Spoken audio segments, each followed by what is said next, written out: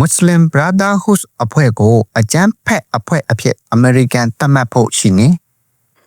Muslim ကဘာမှာအန်ဒီအရှိဆုံးလို့သတ်မှတ်ခံရတဲ့အဖွဲ့တစ်ခုဖြစ်တဲ့ Muslim Brotherhood အခုလိုမျိုးကမ္ဘာအရေးမြမအရေးသတင်းတွေကိုသတင်းခေတ် channel မှာအချိန်နဲ့တပြေးညီတင်ဆက်ပေးတော့မှာဖြစ်လို့ channel လေးကို subscribe လေးလုပ်ခဲ့ပြီးဖို့မမေ့ပါနဲ့နော်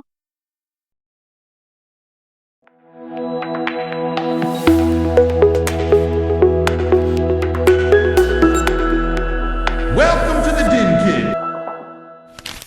ခေတ်တဲ့အရှိအလဲပိုင်းနိုင်ငံရေးမှာဩဇာလွှမ်းမိုးမှုကြီးတဲ့အဖွဲ့အစည်းတစ်ခုရှိနေပါတယ်။အဲ့ဒီအဖွဲ့ဟာတချို့သူတွေအတွက်ကတော့ဘာသာရေးနဲ့လူမှုရေးပြုပြင်ပြောင်းလဲရေးတွေအတွက်ရှေ့ဆောင်လမ်းပြဖြစ်ခဲ့ပေမဲ့တခြားသူတွေအတွက်ကတော့နိုင်ငံရေးမတည်ငြိမ်မှုနဲ့အစွန်းရောက်ဝါဒရဲ့အရင်အမြစ်တစ်ခုအဖြစ်သတ်မှတ်ထားတာကိုလည်းတွေ့ရပါတယ်။အဲ့ဒီအဖွဲ့ကတော့ At1A Muslimun လို့ခေါ်တဲ့ညီနောင်မွတ်စလင်အဖွဲ့ဖြစ်ပါတယ်။ Muslim Brotherhood အဖွဲ့ဆိုပြီးတော့လေလူသိများပါတယ်။ဒီလိုအဖွဲ့ကြီးကိုသမရထရန့်ကအကြမ်းဖက်အဖွဲ့အစည်းအဖြစ်သတ်မှတ်ဖို့ဘာကြောင့်လှုံ့ဆော်လာရတာလဲဆိုတာကိုကျွန်တော်တို့နဲ့အတူတူလေ့လာကြည့်ကြရအောင်ပါ။ American သမရထရန့်ရဲ့အကြမ်းဖက်အဖွဲ့အစည်းအဖြစ်သတ်မှတ်ဖို့လှုံ့ဆော်နေတာတွေကိုမတင်ပြခင်မှာညီနောင်မွတ်စလင်အဖွဲ့ Muslim Brotherhood အဖွဲ့ရဲ့ပေါ်ပေါက်လာပုံအကြောင်းအရာတွေကိုပထမဦးဆုံးတင်ပြပေးသွားမှာပဲ Muslim Brotherhood အဖွဲ့ကြီးဘယ်လိုစတင်ပေါ်ပေါက်လာခဲ့တာလဲဘယ်လိုအတွေးအခေါ်တွေကိုကန်ဆွဲခဲ့တယ်လဲဘာကြောင့်အခုထိအငင်းပွားဖွဲ့ရဗဟိုချက်အဖြစ်တည်ရှိနေရတာလဲဆိုတာကိုကျွန်တော်တို့နဲ့အတူတူကြည့်လိုက်ကြရအောင်ပါပထမဦးဆုံးအနေနဲ့တမိုင်းနဲ့စတင်တည်ထောင်ခဲ့တဲ့အခြေအနေတွေကိုကြည့်ကြရအောင်ပါညီနောင်မွတ်စလင်အဖွဲ့ Muslim Brotherhood အဖွဲ့ဆိုတာကို1928ခုနှစ်မှာအီဂျစ်နိုင်ငံအက်မီလီယာမြို့မှာစတင်တည်ထောင်ခဲ့ပါတယ်။ဟာဆန်အဘနာဆိုတဲ့သူကစတင်တည်ထောင်ခဲ့တာဖြစ်ပါတယ်။အဲ့ဒီအချိန်ကအီဂျစ်ဟာဗြိတိရှကိုလိုနီစနစ်ရဲ့လွှမ်းမိုးမှုအောက်မှာရှိနေတဲ့အချိန်ခါဖြစ်ပါတယ်။စတင်ဖွဲ့စည်းခဲ့တဲ့အက်ဘနာဟာအနောက်တိုင်းဆန်တဲ့လော်ဂီဝါဒနဲ့ကိုလိုနီစနစ်ကိုတံပြန်ဖို့ရည်ရွယ်ပြီးတော့မှစတင်ဖွဲ့စည်းခဲ့တာဖြစ်ပါတယ်။ဒီလို Muslim Brotherhood အဖွဲ့ကိုဖွဲ့စည်းခဲ့တဲ့အချိန်ကနေလက်ရှိအချိန်အထိအခြေအနေတွေကိုခြုံငုံပြီးတော့မှသုံးသပ်ကြည့်ရလို့ရှိရင်ဒီအဖွဲ့ဟာရိုးရိုးနိုင်ငံရေးအဖွဲ့အစည်းတစ်ခုအဖြစ်စတင်ခဲ့တာတော့မဟုတ်ပါဘူး။စတင်ဖွဲ့စည်းချိန်အစောပိုင်းမှာတော့ပညာရေးကျန်းမာရေးလူမှုဖူလုံရေးလုပ်ငန်းတွေကိုတက်ကြွလှုပ်ဆောင်ခဲ့တာကိုတွေ့ရပါတယ်။ဒါကြောင့်လဲဒီအဖွဲ့ကြီးဟာဆင်းရဲသားလူဒန်းစားနဲ့ကျေးလက်လူဒန်းစားတွေရဲ့ထောက်ခံမှုကိုအမြောက်အများရရှိခဲ့တာကိုလည်းတွေ့ရှိခဲ့ရပါတယ်။ Muslim Brotherhood ရဲ့အစောပိုင်းဆောင်ပုဒ်ကိုကြည့်ရင်အလာအရှင်မြတ်သည်ကျွန်ုပ်တို့၏ပန်းတိုင်ဖြစ်သည်ကိုရန်ကျမ်းတီတာကျွန်ုပ်တို့၏ဖွဲ့စည်းပုံအခြေခံဥပဒေဖြစ်သည်ဆိုတဲ့ရဲ့အစ္စလမ်ရဲ့ဘဝရဲ့ကဏ္ဍအားလုံးဟာဒီဆောင်ပုဒ်ပေါ်မှာပဲဗဟိုပြုရမယ်ဆိုတဲ့ရဲ့အချက်တွေကိုလည်းကျွန်တော်တို့တွေ့ရပါတယ်။နောက်ပြီးအတိကအတွေးအခေါ်ပန်းကိုပြန်ကြည့်လို့ရှိရင်အစ္စလမ်ဒီပြည့်စုံသောဘဝစနစ်ဖြစ်သည်ဆိုတဲ့အချက်ကိုတွေ့ရတာပဲဖြစ်ပါတယ်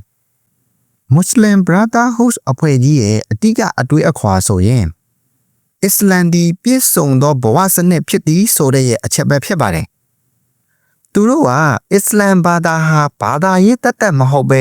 နိုင်ငံရေးလူမှုရေးစီးပွားရေးစတဲ့ဘဝရဲ့ကဏ္ဍအားလုံးကိုလွှမ်းခြုံထားတယ်ဆိုတဲ့ရဲ့ယုံကြည်ချက်ရှိနေကြတာပဲဖြစ်ပါတယ်။ Muslim Brotherhood ရဲ့အဆုံးစွန်ရည်မှန်းချက်ကတော့ Sharia ဆိုတဲ့ရဲ့အစ္စလာမစ်ဥပဒေကိုအခြေခံတဲ့အစ္စလာမစ်နိုင်ငံတော်ကိုတည်ထောင်ဖို့ဖြစ်တာကိုတွေ့ရပါတယ်။ဒီရည်မှန်းချက်ကိုအကောင်အထည်ဖော်ဖို့နိုင်ငံရေးပါတီအဖြစ်လှုပ်ရှားတာတရင်ဝင်ပါဝင်ရှင်ပြိုင်တာဒါမှမဟုတ်လက်ဝဲဒေါ်လာရေးလှုပ်ဆောင်တာစတဲ့နည်းလမ်းတွေကိုအသုံးပြုဖို့ယုံကြည်ချက်တွေခိုင်မာခဲ့ကြတာကိုလည်းတွေ့ရပါတယ်ဒီအဖွဲ့ကြီးဟာအရှိအလယ်ပိုင်းအပြင်အခြားသောအစ္စလာမစ်လှုပ်ရှားမှုတွေအတွက်ဥပမာပါလက်စတိုင်းကနေဟာမတ်အဖွဲ့တွေအပါအဝင်အဖွဲ့အစည်းအများအပြားအပေါ်မှာသူ တော်လေးကိုကြီးမားတဲ့ဩဇာလွှမ်းမိုးမှုတွေရှိခဲ့ပါတယ်ညီနောင်မွတ်စလင်အဖွဲ့ဟာ1950ပြည့်နှစ်လွန်နေရနေစပြီးတော့အီဂျစ်ကစစ်အစိုးရနဲ့ပဋိပက္ခအမြဲတမ်းဖြစ်ပွားခဲ့တာတွေ့ရပါတယ်1954ခုနှစ်မှာတမရဂါမဲMMDM NASA လောက်ကျန်မှုကျိုးပန်းပြီးတဲ့နောက်ပိုင်းမှာအဖွဲ့ဝင်ထောင်ပေါင်းများစွာဖမ်းဆီးခံရတယ်နှိပ်စက်ခံခဲ့ရပြီးတော့မှတရားမဝင်အဖွဲ့အစည်းအဖြစ်ကြေညာခံခဲ့ရပါတယ်ဒါပေမဲ့လေ2021အာရတ်ငွေဦးတော်လှန်ရေးဟာ Muslim Brotherhood အဖွဲ့အတွက်နိုင်ငံရေးအခွင့်အရေးကြီးတစ်ခုကိုယူဆောင်လာခဲ့ပါတယ်Hosni Mubarak ရာထူးအနေဆင်းပြီးတဲ့နောက်မှာ Muslim Brotherhood အဖွဲ့ကြီးဟာတရားဝင်ပါတီထောင်ပြီးတော့မှရွေးကောက်ပွဲမှာဝင်ရောက်ရှင်ပြိုင်ခဲ့ပါတယ်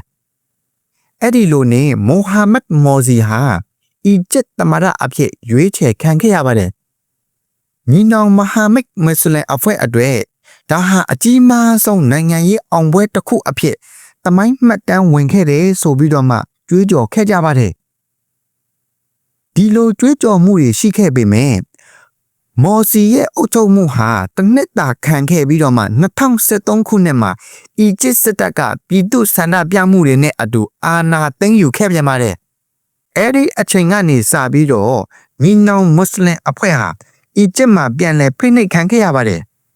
ဖိနှိပ်ခံခဲ့ရတဲ့အပြင်ကမှအကြမ်းဖက်အဖွဲ့အစည်းအဖြစ်သတ်မှတ်ခံခဲ့ရတာတွေအဖွဲ့ဝင်တွေကိုနှိမ်နင်းခံရတာတွေနဲ့ရာပေါင်းများစွာသော Muslim Brotherhood အဖွဲ့ဝင်တွေကိုထောင်ဒဏ်တစ်ရှည်ချမှတ်ခဲ့တာတွေကိုအစိုးရကပြုလုပ်ခဲ့ပါတယ်ဒီလို Muslim Brotherhood အဖွဲ့ဝင်တွေကိုဖိနှိပ်တာနှိမ်နင်းတာအကြမ်းဖက်အဖွဲ့သတ်မှတ်တာတွေရှိခဲ့ပေမဲ့ခေတ်သစ် Islamic နိုင်ငံရဲ့တမိုင်းမှာဆိုရင် Muslim Brotherhood အဖွဲ့ဟာနိုင်ငံရဲ့အင်ဂျင်တစ်ခုအဖြစ်အနေနဲ့လည်ပတ်ခဲ့တယ်လို့အရေးပါခဲ့ပါတယ်အီဂျစ်အပါအဝင်အာရတ်နိုင်ငံများစွာနဲ့အနောက်ကမ္ဘာအင်အားကြီးနိုင်ငံတွေက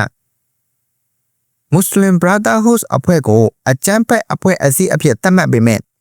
သူတို့ရဲ့လှုပ်ရှားမှုတွေဟာမြေအောက်လှုပ်ရှားမှုဆန်တဲ့ပုံစံမျိုးအဖြစ်ပြောင်းလဲသွားခဲ့ကြပါတယ်ဒါကြောင့်လက်ရှိနိုင်ငံရေးမှာဆိုလို့ရှိရင် Muslim Brotherhood အဖွဲ့ရဲ့ပါဝင်ပတ်သက်မှုဟာမှန်ကန်သလားဒါမှမဟုတ်သူတို့ရဲ့အတွေးအခေါ်ပါပဲဒေတာတွင်းမတည်ငြိမ်မှုကိုပိုဖြစ်စေသလားဆိုတာကတော့ကမ္ဘာအကြီးဆုံးအငင်းပွားဖွယ်ရာမေးခွန်းတစ်ခုတည်းကမေးခွန်းတစ်ခုအဖြစ်ရှိနေဆဲဖြစ်ပါတယ်လက်ရှိအခြေအနေမှာဆိုရင်အမေရိကန်သမ္မတထရန့်ကရက်30အတွင်းအပြီးတက်ဖို့ညွှန်ကြားထားတဲ့အစီရင်ခံစာတစ်ခုထွက်ပေါ်လာပါတယ်အဲ့ဒီအစီရင်ခံစာက Muslim Brotherhood အဖွဲ့အကြောင်းကိုလေ့လာစုံစမ်းပြီးလို့ရှိရင်ကမ္ဘာအကြမ်းဖက်အဖွဲ့အစည်းအဖြစ်သတ်မှတ်ဖို့ဥတည်နေတယ်ဆိုတဲ့အချက်ပဲဖြစ်ပါတယ်။ American နိုင်ငံရဲ့ထိပ်တန်းအရာရှိကြီးတွေကရောဘာကြောင့်ဒီအဖွဲ့ကိုပြစ်မှတ်ထားတိုက်ခိုက်လာရတာလဲဆိုတာကိုကျွန်တော်တို့နဲ့အတူကြည့်ကြရမှာပါ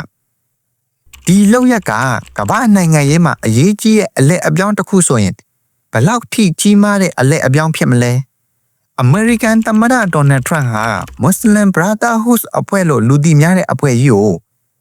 အကြမ်းဖက်အဖွဲ့အစည်းအဖြစ်တရားဝင်သတ်မှတ်ဖို့အတွက်ဆုံးဖြတ်တာဟာအရှိအလယ်ပိုင်းနဲ့ကမ္ဘာတဝန်းမှာဘယ်လိုတုံ့လုပ်မှုတွေဖြစ်စေမလဲဆိုတာကိုကြည့်ကြရအောင်ပါပထမဦးဆုံးအနေနဲ့ဒေါ်နယ်ထရန့်ထုတ်ပြန်တဲ့အမိန့်ရဲ့ထုတ်ပြန်ချက်တွေကိုပြန်ကြည့်ဖို့လိုပါတယ်ဒီထုတ်ပြန်ချက်အမိန့်တွေကိုကြည့်ရင် Egypt, Lebanonဂျော်ဒန်စတဲ့နိုင်ငံတွေမှာရှိတဲ့ Brotherhood ဌာနခွဲတွေဟာဟာမတ်တို့လိုအဖွဲ့တွေနဲ့ဆက်နွယ်မှုရှိနေတယ်ဆိုပြီးတော့ဖော်ပြထားပါတယ်။ဒီအဖွဲ့တွေဟာဒေတာရင်းမတည်ငြိမ်မှုတွေကိုဖန်တီးနေတယ်။အဲ့ဒီလိုမတည်ငြိမ်မှုတွေကအမေရိကန်နိုင်ငံသားတွေရဲ့အမေရိကန်နိုင်ငံရဲ့အကျိုးစီးပွားကိုထိခိုက်စေနိုင်တယ်လို့ Trump အစိုးရကယူဆထားပါတယ်။တကယ်လို့ဒီအဖွဲ့အစည်းကြီးကိုအကြမ်းဖက်အဖွဲ့အစည်းအဖြစ်တရားဝင်အတည်ပြုလိုက်မယ်ဆိုရင်ဘာတွေဆက်ဖြစ်လာမလဲဆိုရင်အဓိကအချက်၃ချက်ကိုတွေ့ရပါတယ်။နံပါတ်၁ခီးသွွာလာခွင့်ပိတ်ပင်ခံရတာ။နံပါတ်2ပြင်းထန်တဲ့စီးပွားရေးဒဏ်ခတ်ပိတ်ဆို့မှုတွေကြာရောက်လာတာ။နံပါတ်3အဲ့ဒီအဖွဲ့ဝင်တွေကိုအမေရိကန်နိုင်ငံအတွင်းဝင်ရောက်ခွင့်လုံးဝတားမြစ်ခံရတာတွေကိုရင်ဆိုင်ရပါလိမ့်မယ်။ လက်ရှိမှာတော့အမေရိကန်သမ္မတထရန့်ရဲ့အမိန့်နဲ့အစီရင်ခံစာကိုရက်30အတွင်းအပြည့်တက်တင်သွင်းရမှာဖြစ်ပါတယ်။နောက်ပြီး45ရက်အကြာမှာတော့ Muslim Brotherhood အဖွဲ့အပေါ်မှာအရေးယူမှုတွေစတင်လာနိုင်တယ်လို့ခန့်မှန်းသုံးသပ်ရပါတယ်။ဒီနေရာမှာပြန်မြင်အသာအောင်ပြောရလို့ရှိရင်တော့ Muslim Brotherhood အဖွဲ့ဟာလွန်ခဲ့တဲ့နှစ်ပေါင်း100နီးပါးကအီဂျစ်မှာစတင်တည်ထောင်ခဲ့တာပါ။သူတို့ရဲ့ရည်ရွယ်ချက်တစ်ခုကတော့အစ္စလမ်ရှာရီယာဥပဒေအတိုင်းအုပ်ချုပ်စီရင်တဲ့တိုင်းပြည်ဖန်တီးရေးပဲဖြစ်ပါတယ်။ဒီနေရာမှာတတိပြုရမှာကဒီအဖွဲ့ကိုအီဂျစ်ဂျော်ဒန်စသဖြင့်နိုင်ငံတော်တော်များများမှာလက်ခံထားတာမရှိပါဘူးဒီအဖွဲ့အစည်းရဲ့လှုပ်ရှားမှုတွေပါဝင်ပတ်သက်မှုတွေလည်းပိတ်ပင်ထားပြီးသားဖြစ်ပါတယ်ဒါကြောင့်လေအမေရိကန်သမ္မတထရန့်ဟာသူ့ရဲ့ပထမသမ္မတတက်တမ်းမှာကတည်းကနေအီဂျစ်သမ္မတအဗ်ဒယ်ဖာတာအယ်စီစီနဲ့တွေ့ဆုံပြီးတဲ့နောက်ပိုင်းမှာဒီအဖွဲ့ကိုအကြမ်းဖက်အဖြစ်သတ်မှတ်ဖို့စိတ်ကူးခဲ့ဖူးတဲ့တမိုင်းကြောင်းကလည်းရှိနေပါတယ်အာရပ်နိုင်ငံအတော်များများကလည်း Brotherhood ကိုတရားမဝင်အဖွဲ့အစည်းအဖြစ်ကြေညာထားပါတယ်သူတို့ရဲ့ပြည်တွင်းတည်ငြိမ်ရေးအတွက်ချင်းချောက်မှုတစ်ခုအဖြစ်ရှုမြင်လက်ခံထားကြတာကိုလည်းတွေ့ရပါတယ်ဒီနေရာမှာစိတ်ဝင်စားစရာအချက်တစ်ချက်ကတော့မွတ်စလင်ကဘာမှာအန်ဒီရဲ့အရှိဆုံးလို့သတ်မှတ်ခံရတဲ့အဖွဲ့နှစ်ခုရှိပါတယ်တစ်ခုကတော့ဂျီဟတ်အရေးတော်ပုံအဖွဲ့ဖြစ်ပါတယ်နောက်တစ်ခုကတော့အခုပြောပြနေတဲ့ရဲ့ Brotherhood အဖွဲ့ပဲဖြစ်ပါတယ်။ဘာကြောင့်လဲဆိုတော့အကိုင်းတာအကြမ်းဖက်ကွန်ရက်ကိုစတင်တည်ထောင်သူအိုစမာဘင်လာတင်ရဲ့ဆရာသမားရင်းဖြစ်တဲ့အဗ်ဒူလာယူဆတ်အာဇန်ဟာဂျော်ဒန် Brotherhood အဖွဲ့ဝင်တူဖြစ်ခဲ့ဖူးပါတယ်။အိုစမာဘင်လာတင်တည်ဆုံးပြီးတဲ့နောက်မှာခေါင်းဆောင်နေရာစက္ကန့်သူအီမန်အဇာဝါဟီရီဟာလည်းအီဂျစ်ဂျီဟတ်အရေးတော်ပုံအဖွဲ့ကနေပေါက်ဖွာလာခဲ့သူဖြစ်ပါတယ်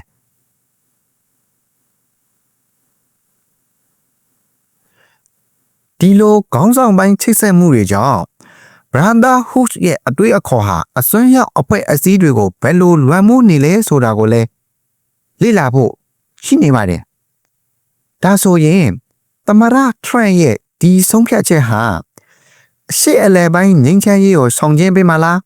ဒါမှမဟုတ်ပုံမူပြင်းထန်တဲ့ပြိပက္ခတွေကိုဥတည်စင်မလားဆိုတာကတော့ဆက်လက်စောင့်ကြည့်ရမှာပဲဖြစ်ပါတယ်ဒီတော့ကြည့်ရှုသူမိတ်ဆွေတို့ရဲ့အမြင်ကိုလည်း comment ကတင်နေဆက်မှတ်ချက်ပြုမျှဝေပေးခဲ့ကြပါဦးဒီလို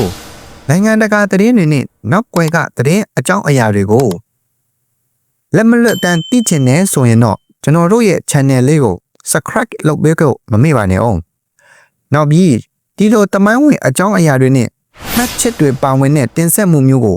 ဘယ်အကြောင်းအရာတွေနဲ့ဖန်တီးပြီးစီခြင်းလဲဆိုတာကိုလည်းပြောပြခဲ့ကြပါအောင်လို့တင်ပြရင်းတင်ပြချက်ကိုအဆုံးသတ်လိုက်ရပါတယ်ကြည့်ရှုသူမိတ်ဆွေများအားလုံးပျော်ရွှင်ရသောနှစ်သက်တမ်းကိုပိုင်ဆိုင်နိုင်ကြပါစေ။